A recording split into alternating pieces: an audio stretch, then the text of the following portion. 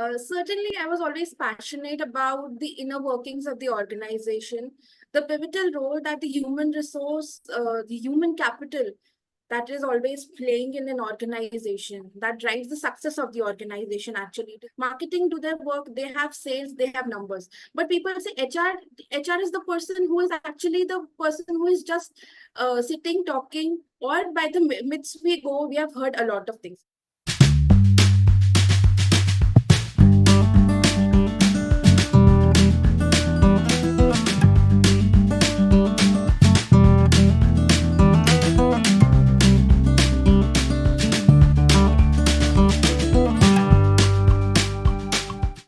Hello everyone, welcome to the Skilled Sapiens Podcast. I'm your host Reet Meghawat, and today we have a very special guest with us, Swati Thacker.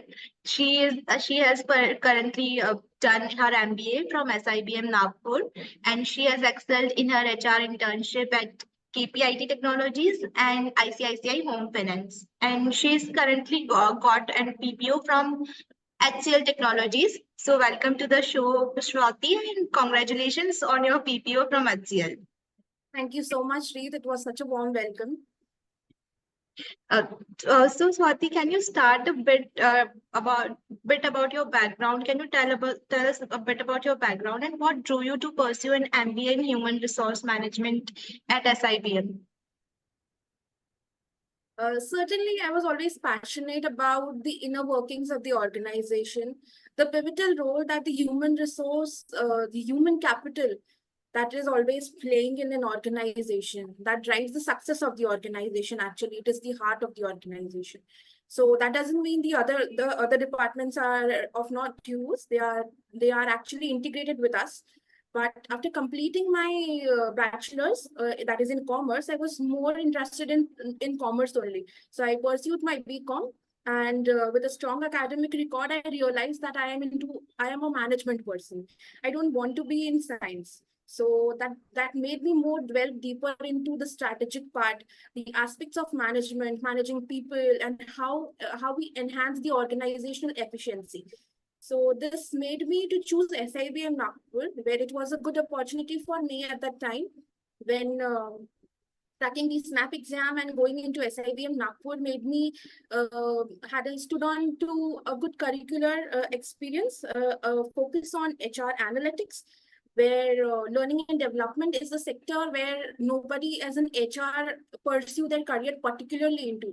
But that made my interest more keen towards this sector, and ultimately, and in HCL also, I gave interview for that particular role only, which was actually a part where nobody gets a practical experience, but I got a practical experience in internship also for that. So this was about all the background what in MBA I have. That's great. So, as first of all, I am going to ask you about your domain, HR, since we have many students who had come, many guests who had come for like marketing and finance, but it's rare to get people from HR field. So, I'm asking, as someone who is specializing in HR, what unique perspective do you bring to the table that differ from other domains like marketing and finance? Okay, unique perspective from HR. From that differ from marketing and finance. Usually people Okay. say that in marketing we do this, in finance we have this and this, and they underestimate HR. So I am sure that HR brings some unique perspectives and you bring something to the table. So if you could share that with our audience.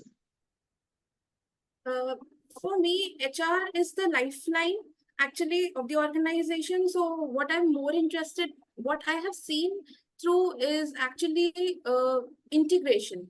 Integration is actually the most important thing for an organization. If we don't collaborate, if there is no teamwork, if there is no communication, the organization is not going to work. Finance do their work, they have numbers. Marketing do their work, they have sales, they have numbers. But people say HR is the person who is actually the person who is just sitting talking, or by the myths we go, we have heard a lot of things. But in HR also there are numbers, there are analytics, there is data analytics, there is this is not data science but data analytics. The things are evolving rapidly. In the west, what is going on, it will come to east, it will come to India. So the things are actually changing. So the thing what HR has bring to table is integrity, it is collaboration, it is unique, its uniqueness, its USP is what we retain an employee, how an employee's journey is carried forward from the start till the end. That gives the organizational the efficiency to run effectively. So that's its USP, and more focusing upon understanding of the skill enhancement, what is unique in HR. So since you mentioned about the HR analytics, can you share a bit about what HR analytics is and how it is currently being used these days in modern times, how important it is and how it is being used in the industry? Okay, so HR analytics was a topic which was familiar, which was made familiar to me in my MBA journey. And in my MBA, my professors gave me a lot of assignments that made me more used to dashboards, Power BI, tools that are actually evolving nowadays, SQL. There are a lot of tools that is Tableau that doesn't need a science degree for us to learn. Go into, you don't need Python, you don't need R programming or anything particularly to learn and go into analytics. You just need basic understanding of how Excel works, how advanced Excel is going to be used, VLOOKUP, HLOOKUP, a lot of things are being introduced nowadays. And most probably the more important thing is artificial intelligence. In Power BI, when I have done the course in Power BI 1 year back, it was not integrated with the artificial intelligence. But now, 1 week, before 1 week, when I was doing that, I was just reviewing and over the course. That course was actually including AI. So the AI is so much having so much important nowadays, and I've already started with that course in AI because you have to keep. If you've done one certification, that is not necessary that you have to stop learning. You have to just keep on learning and learning and learning and upgrading yourself, because the nowadays what is actually needed is Excel data. In HR also there is a lot of data. If you talk about talent acquisition, there are retention data, there is hiring data, there is a lot of data. You have to play with numbers every day. HR people also have to do a lot of analysis. So that is actually what is the talk in the town, that you have to be very careful with the numbers analysis. Not only the analysis that the tool is giving you, but you have to use your brain. You have to work smart, not hard. So these are the tools that actually make us more efficient in our work.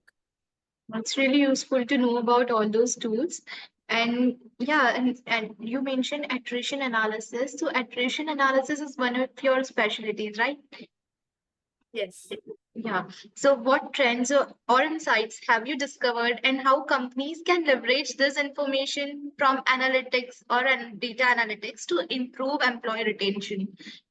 Even during your internship at KPIT and ICICI, if you have discovered that there are some of the insights from the attrition analysis, if you could share a bit about that.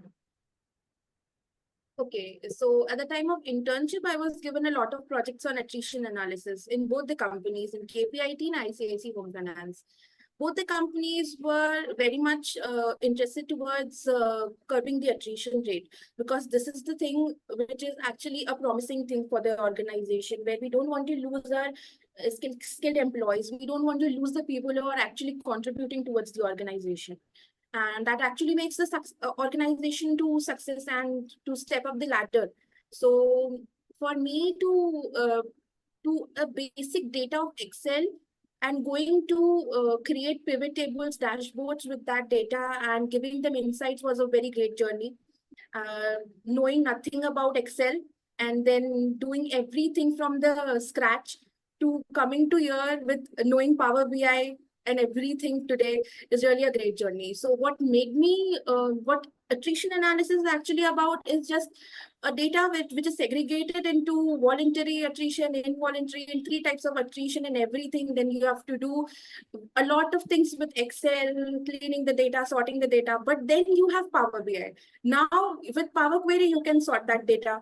with everything in Power BI that is sorted in 15 minutes. Where the task is of 2 hours, if you do manually, it is done in 15 minutes nowadays. So there are a lot of things that tools and techniques, if you know and you are excel at, you can do and complete your task in just 15 minutes. People say that they are not well equipped with a lot of techniques and everything. But if you continuously learn, give only half an hour or 40 minutes a day, you can do that. First of all, in my internship at the time of ICICI, I was not very good with this. So I used to take a lot of time in doing these data work. I was very confused with what is pivot table. Now, why this filter is being used? Why we have to use VLOOKUP? But then after that, I understood that this is making my work easy. And if I know such short tricks and techniques, this will make my work super easy. So that was something. Attrition analysis is actually the insights that makes you, and what you asked about the insights of attrition analysis, coming back to the point that yes, attrition analysis gives the organization that which employee is paying much, which employee is paying is getting the higher salary, and if is leaving for a competitor, how to retain that employee. If there is a fault of the organization and that employee is leaving, we should retain that employee. So these are the insights that are actually being seen in the attrition analysis data, because at the end we see the HR interview data, that exit interview data. So that is all being seen in the analysis, and then we can get the data so that we can curb the attrition rate. Yeah, so exit interviews are as important, and it is also important to analyze it to implement impactful changes and decisions to further stop it and reduce the attrition rate. Yeah. Yes. So you were also an active member of the Heroes Club, that is the HR club at SIBM Nagpur. So Yes. what role did that club play in your academic and professional development? The tools that you mentioned, VLOOKUP, HLOOKUP, and Power BI. So did you get to learn those tools even during while you were the member of Heroes Club? So can you share a bit about that? Yeah, sure. Euros Club is very close to me. If you say that it was a club that was actually a fun-loving club. It was a club that incredibly influenced in my development, and it provided me a platform to organize and plan events. It was a fun club, not much about academics, but it was a club that enhanced my leadership, teamwork skills, and made me comfortable with people, social skills maybe. And my work actually was to manage the social media there. It made me more advanced in Canva graphic designing. That was one new skill that added into my resume. If you say that club was very good in making me good at making posters, videos, editing. So these were the skills that were enhanced that time, and I am very fond of writing articles and poems. So that was something made me more interested towards my own passion. So that was a fun loving club, and I really enjoyed their contributing and having a hands-on experience that theoretical learning can be bridged by the practical applications. It's great to know that you were also into poetry and creative aspects, like you were also into poetry and social media you were handling. And apart from that, you were also working on analytics and developing your analytical skills. So it's great Yes. to know that you were balancing both the things. And so, yeah, coming to like if there are students who want to enter into the clubs, and can you share the experience and the stages that you have if they want to enter the HR club of their college, if they are going to join the MBA? So, could you share what all are the stages that you have in SIBM? I'm sure it differs from college to college, the stage of club selection. Yes. So, for SIBM, if you could share that, what is the process of getting into the HR club?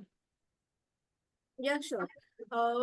Irrespective of your department, irrespective of your subject, you can come into the HR club.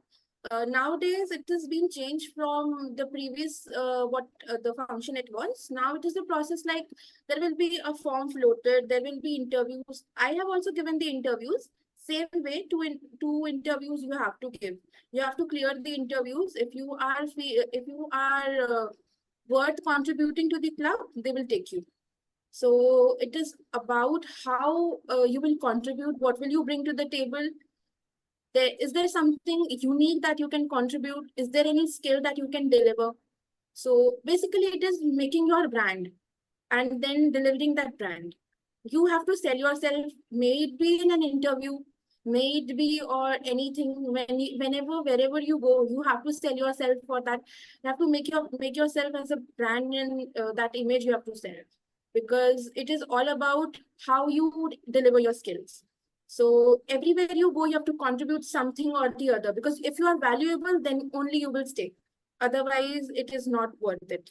So that is actually the process where the form is floated, the teams are being allotted, then that president is actually working. Earlier there were core members, now it is one member that is the core member, and other are the person of the teams, the people in the team who are contributing and reporting to that person. Then there is one head faculty, then that faculty is to be reported, then we have to report it to the another head faculty, and then that's a chain. And it's a collaboration of not only one club but the other clubs as well. So they all work together, they come together to plan events. Like Manifest was one event that was being planned by the marketing club. So these are the events that actually been planned by one of the club, and the other clubs are the small parts of the backend team. So this is the way the clubs work there. So you got to learn a lot while you are part of any club or committee in your college. Yeah. So yeah, and also coming to your final placement at HCL, what factors do you think played a part, like your CV pointers, or even during your interview experience, that you felt that these were the things that landed you for the final placement in the HCL? So perseverance is the key, not stopping from any of the failures that you have got. Continuously striving for is one of the factors. And from my CV, I feel like what my college has been college has given to me, that the part of the MBA journey was internship. And internship made a major role in making me got through this HCL Tech, because HCL Tech is a brand which I will say it's a name in itself, that you don't have to say anything. It's a brand, and it has a scope worldwide. The MBA journey made me comfortable with the diversity, the cultures, the people there, and that was collaborating with HCL Tech. What made me go through was the internship. The part that learning and development was one of my favorite thing, one of my comfortable zone to work on after my internship. So analytics was also a part that was integrated in my MBA journey. So all this made my resume look better, and then my skills also enhanced, and all these things were the factors that contributed towards my process of getting through HCL Tech. And one thing I always say, that and motivate myself by saying this, that if you can't reach the moon, you can always become the shining star. So this is one thing I always say. So at least if you feel that not this, not that, but you will, at the end, if you are constantly striving to, you'll get the best. That's great. That was really great to know. And can you share about the stages that you had when you were going to the HCL for the HCL bed? I'm so sorry. So yeah, can you It's a share about the stages that you have when you were going for the HCL placement? What were the stages? Like first is CV shortlisting, and after that, what were the stages like? And also some of the interview questions that you had, if you remember them, that this was the question that I particularly remember being asked during the interview, and the interviewers liked it, your response. And also about cracking the GD, if you had GD in the process as well. There was no GD. The process was pretty simple. Uh, from the start, it was a 3 to 4 steps process where registration takes place on the website. Then after that, it was a placement drive. So in SIB in Nagpur, we had HCL Tech, and then from HR sector, we were few people who have applied for that. And there were JDs float, there were different roles, and I have applied for learning and development because I was comfortable with that. And the process was CV, resume shortlisting. Resume got shortlisted. First round was clear. Then second round was an interview with the HCL people. It was a quick round, about 5-7 questions about what is my background, about my MBA journey, what makes me select HCL Tech, why I want to be in HCL Tech, what will I deliver to HCL Tech, what will I bring to them, about my internship experience in short, about my MBA journey, about some of the other questions were also there. So these were the 7-8 questions that they have asked. It was a quick round, and it was basically to check the communication skills. It was basically to check how I respond to the questions quickly, and what is the unique thing that I will bring to HCL Tech. So these were some of the things that they have seen. And after that, it was the third step, that was interview with one of the higher manager in HCL Tech. It was a big personality in HCL Tech, and he was interviewing me. He was actually, I don't think he was from basically from here in India. He was someone who was from HCL somewhere in it's I told you, it's a diversified company. So it was such a person, and to meet that person, it was a great thing. So it was an online interview and everything. So I was very keen to know that how the interview will go, and a bit nervous also that what will they ask.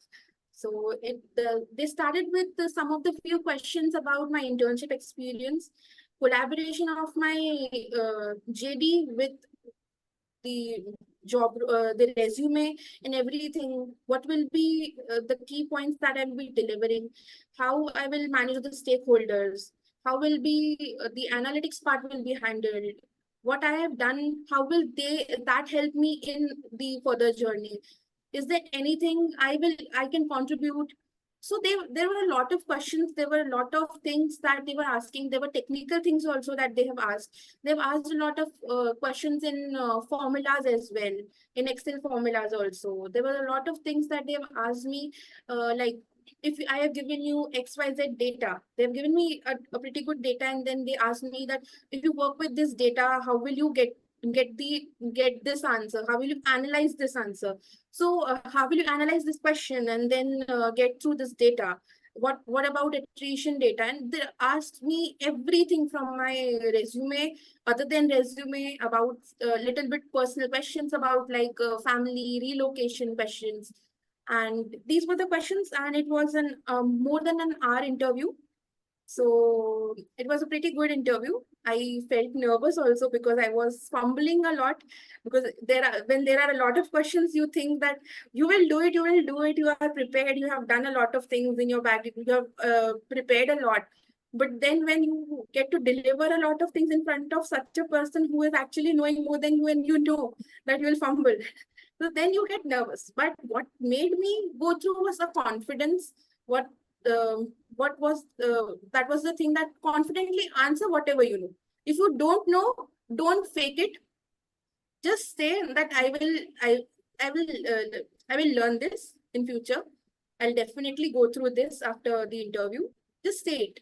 Don't just blabber anything and come. It is one thing that helped me a lot.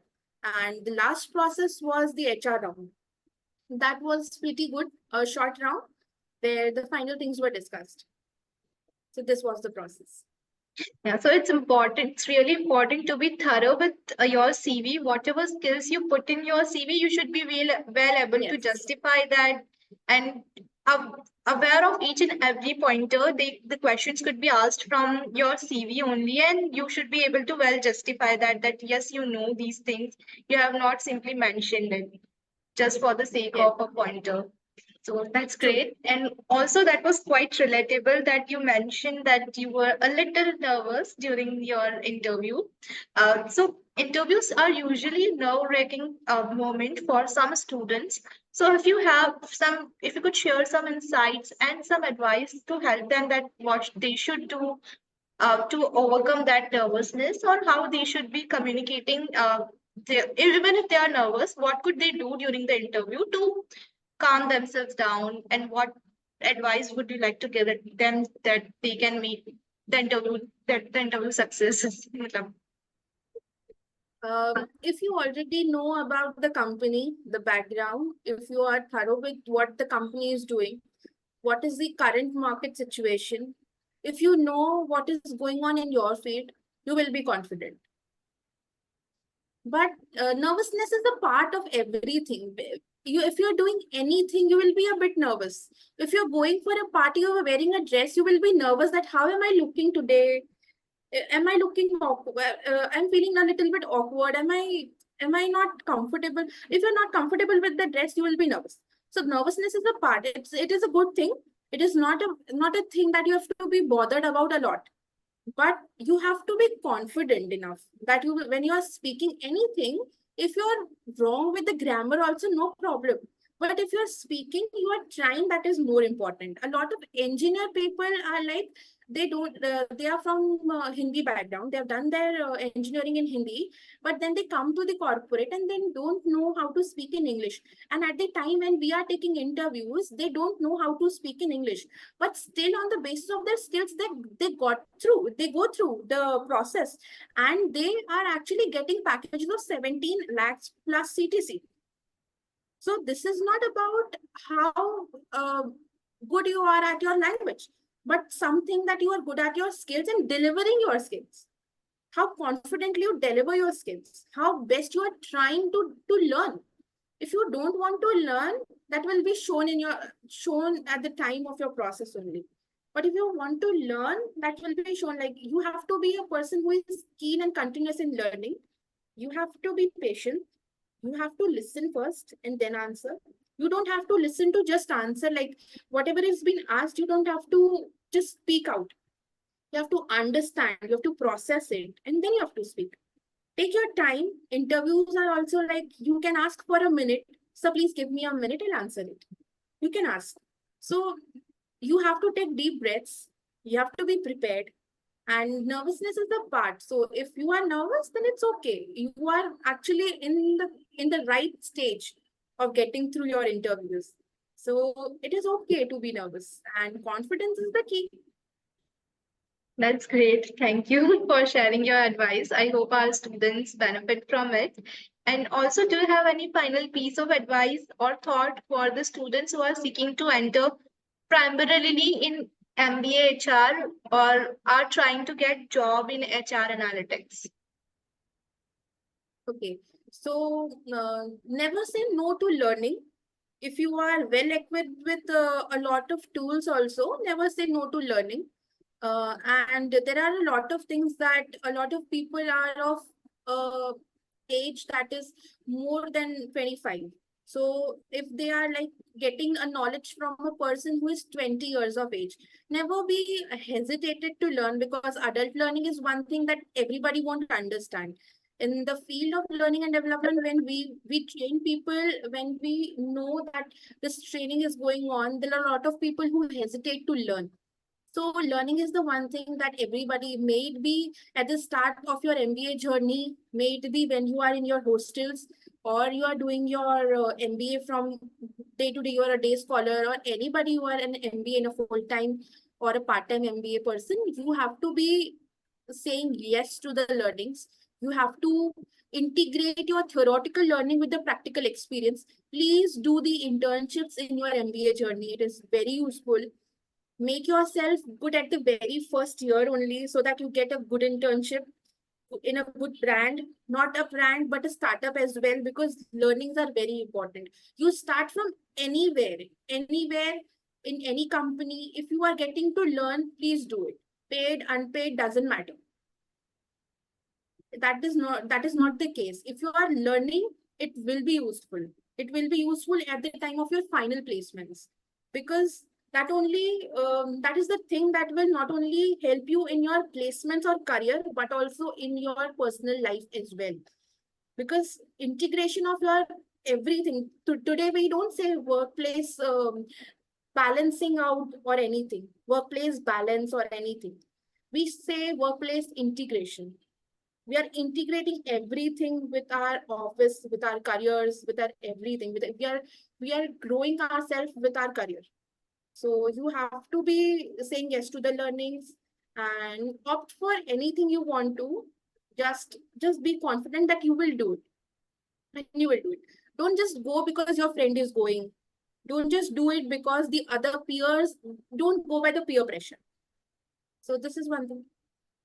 Yeah, introspection is important, and it's important to Yes. know where do you want to go. So that was Yes. helpful. And also, were there any challenges that you faced even in your first year of MBA or during your internship at at ICICI or KPIT? Were there any challenges that you faced? And if yes, how did you overcome them? I already told you about the Excel part. But actually, it was interesting that to know nothing about Excel and then going through a lot of process and to know Power BI. So this was one of the challenge that the people there are very busy. They are actually into their work, and you are coming in between internship, the summer times, the peak time when there are a lot of sessions going on. They are busy with overtiming. Overtimes are done. They are busy with a lot of hectic work. And as an intern, as a fresher, as a person who is coming new and have to be taught from the basic, from the scratch. So at that time, it was a little difficult to go through. But then, if you continuously learn by your own self, by asking the person who is free, who is sitting there, networking helps a lot. If you're going by the office, if you're going office regularly, you will get to know there are a lot of people who know a lot of things. And by networking, you will get to know. That doesn't mean that you have to go only to your manager and learn. You have to network, you have to socialize, you have to learn a lot of things from a lot of people. Then that will help. One challenge that was to network, and then I cracked it, that yes, I have to talk, I have to communicate, I have to speak that I don't know this and I want to learn this. So So it's that helped me a important. lot.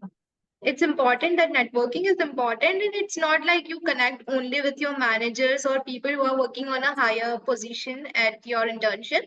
It is equally important to be connected with your peers because they know a lot of things that you might not be aware of it. It's just that you have to ask them for the help, and then that will help you a lot. So it was really Yes. great to talk to you. Thank you. It was pleasure to have you with us. And to our audience, if you have managed to reach the end of this video, we would like to have you back for even more enriching and insightful conversation. Please subscribe to our channel. Until next time. Thank you. Thank you so much, Reet. It was a nice session with you. Thank you, Swati.